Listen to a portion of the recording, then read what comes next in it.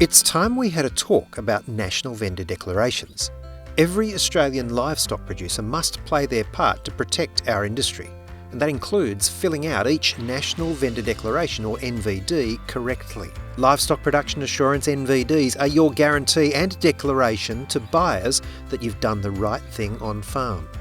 They're critical for market access because they ensure traceability and food safety along the supply chain. So it's worth making sure the info you enter when moving livestock is clear, correct and complete. NVDs are a legal document. People rely on the info they contain.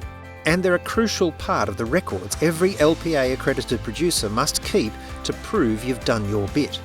You can do them online using the ENVD system. It's faster and easier. But let's make sure you're up to speed, even if you've filled in 1 million of them. We start with using the right NVD, version 720, for the right animals: cattle, sheep, goats, bobby calves or EU accredited cattle. And for the right property pick. LPA NVDs are individually identified and belong to the pick printed here. If you've got more than one property, check the form's got the right pick.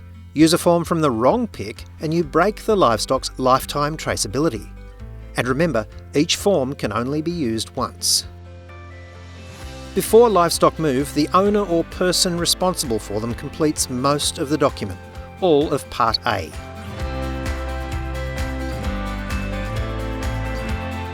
In the description table, write the number of head, their breed, sex and type, and brands or earmark details.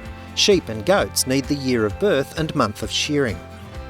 Now, where are they going?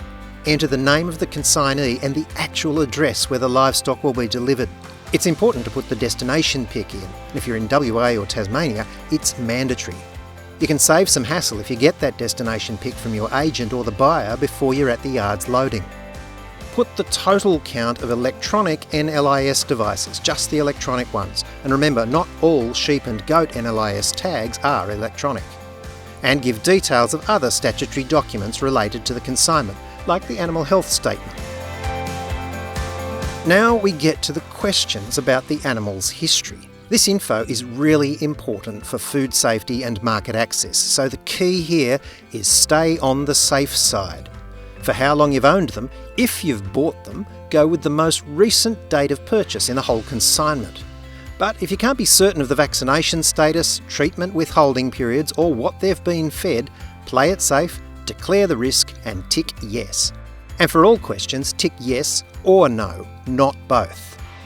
If you've got a mixed consignment, the best option is to divide them into groups based on their history and do more than one NVD, as long as you can identify and separate them. Final step for Part A is the declaration.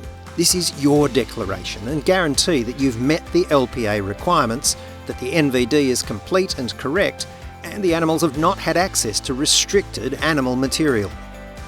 What's left is to get the livestock carrier to complete Part B. Don't let the truckie leave without filling out this section or it'll be missing from your copy. And that's it. Your livestock are ready to go. Be prepared. Get as much of the form done as you can before you head to the yards to load. Avoid getting caught short. Order new NVD books well ahead or use the ENVD system. Keep your LPA records up to date. It makes filling out NVDs much easier if you have all the info to hand. File it.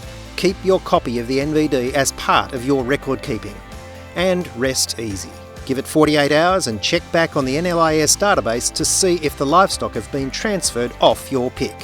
Make sure every NVD is clear, correct and complete so you can stand by what you sell.